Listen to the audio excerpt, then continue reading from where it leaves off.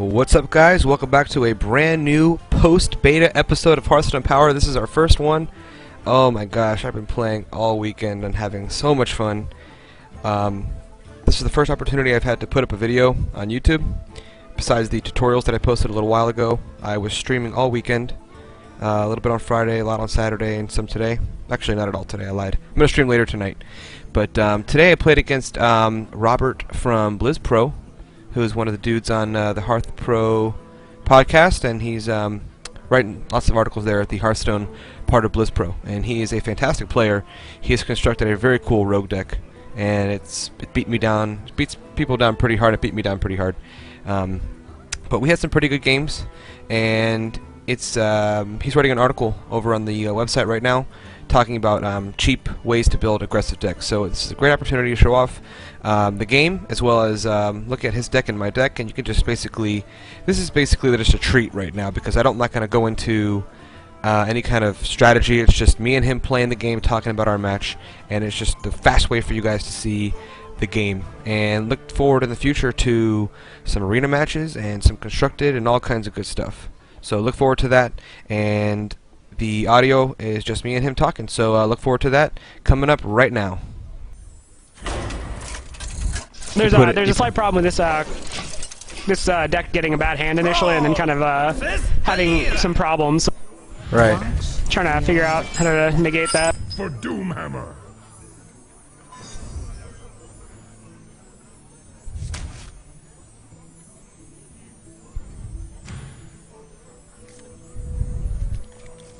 Don't you love it when you dump like a 3 or 4 cost card, and you get something that's like 9? You're like, oh, come on. Yeah, really.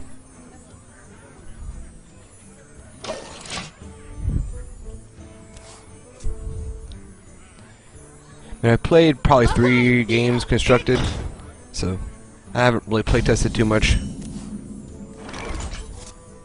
Yeah, I just because you know, I've been playing against people at BlizzPro and actually like doing some matchmaking. Like I'm kind of starting to figure out where I want to put this rogue deck at. So.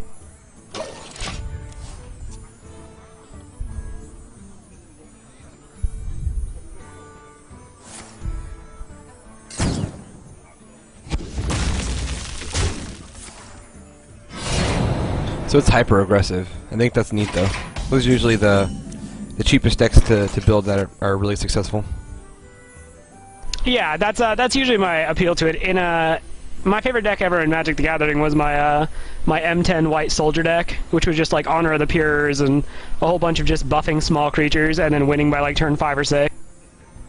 Yeah, that sounds about right. And that's exactly why. It's just the cheapest deck to build, like the cheapest, most successful deck to build.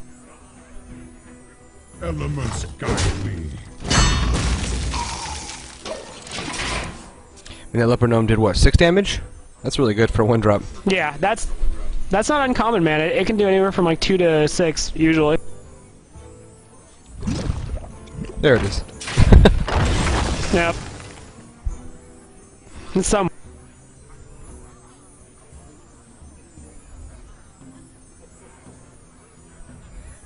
You like the Rogue Hero Power? I think it's fun.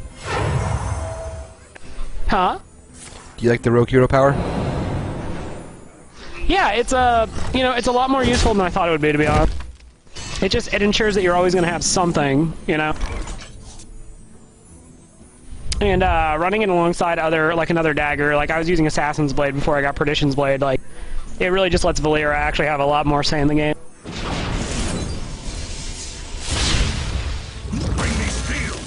Yeah, you would. I hate casting this guy solo. It just is not a good play, but yeah, he's not many choices. No, not really.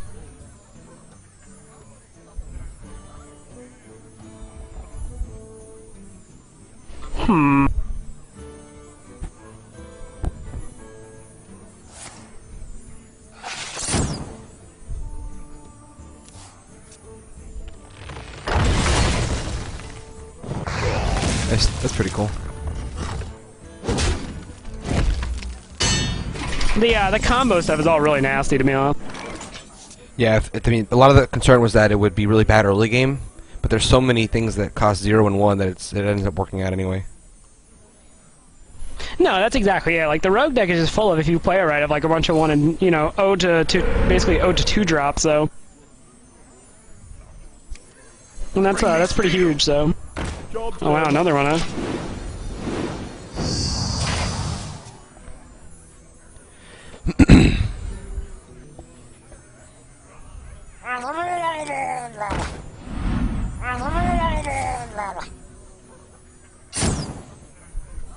Ouch. I'll run out of kill cards eventually.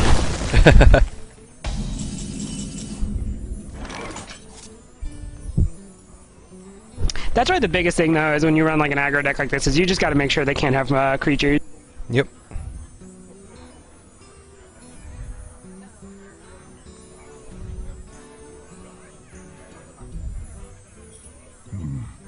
What to do?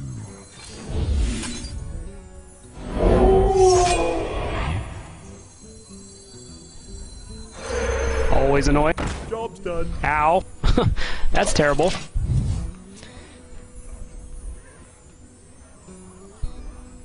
I don't know why, I'm just really scared of those 4 cards.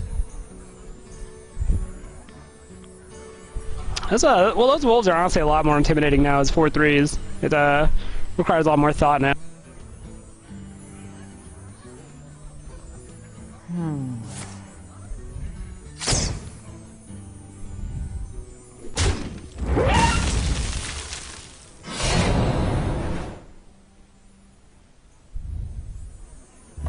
Really not what I want to do, but can't have those on the board. It's true.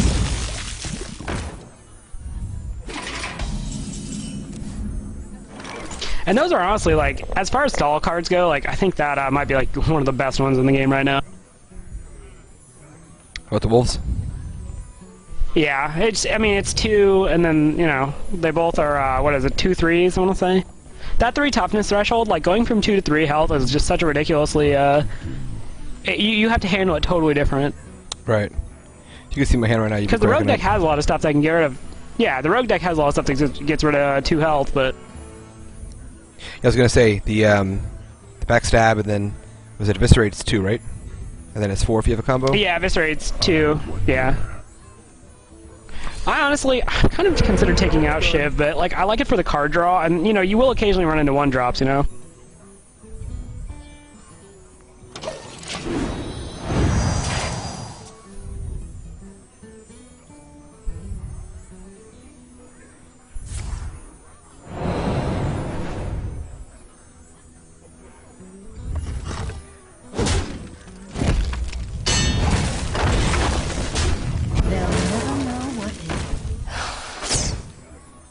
Nightblade is also something I'm kind of tinkering around with because, she does direct damage.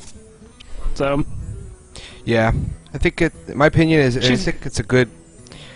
I don't know. You're all about doing as much damage as possible, so it's probably good. But in any other circumstance, probably not. No, exactly. It's really just like adding a Sinister Strike on top of a creature. Is the way I look at it. I wonder. Like, I would pay a 4 for 4/4 in some circumstances, but I would absolutely pay it. I would pay a 5 for a 4/4 and a Sinister Strike.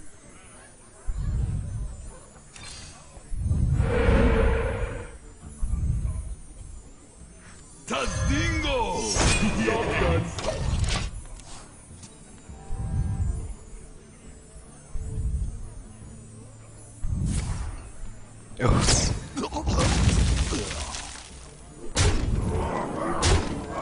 This is our town, scrub. Yeah, beat it.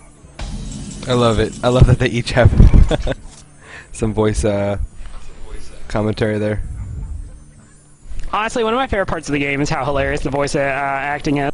Like the leper gnome, I feel icky, and then when he attacks, like, give me a hug. I could start cracking up in the second tutorial for Millhouse. No, I haven't heard Knife Juggler yet. Knife Juggler, when he comes into play, he says, "Let me put an apple on your head." I just think it's ridiculous. Behold the might of storm. A far less comical one that I still enjoy is the Senjin Shield Master, like the little like laugh he does when he attacks. Oof.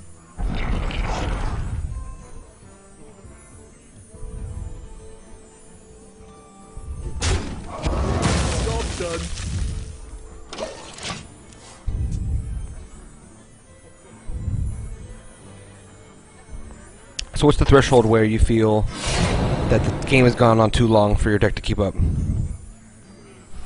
Well, the problem with that is, like, I really don't know, because it's yet to get to that point.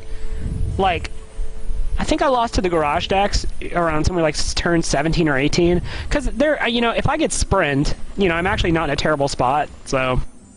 I wonder. Don't mess with Tusker. Or like at this point you can just race. You can do a lot of damage really quick. Yeah. Ha, this guy's toast. Oh boy. Shit. Yeah, exactly. It's just, you know, it gets to a point where SI7 Agent is such a great card, too. A 3/3 for 3, that combo deals 2 damage on the way in, like, yes. That's really the hard part about this deck, is finding creatures. Oh, yes, sir. Why? Is finding creatures that can, well, how annoying.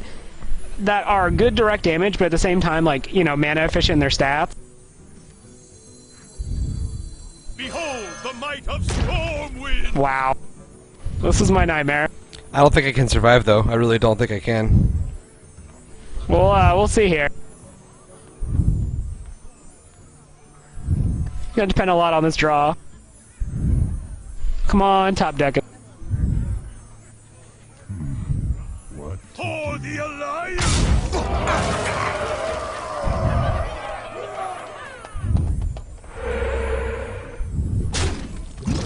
Job done.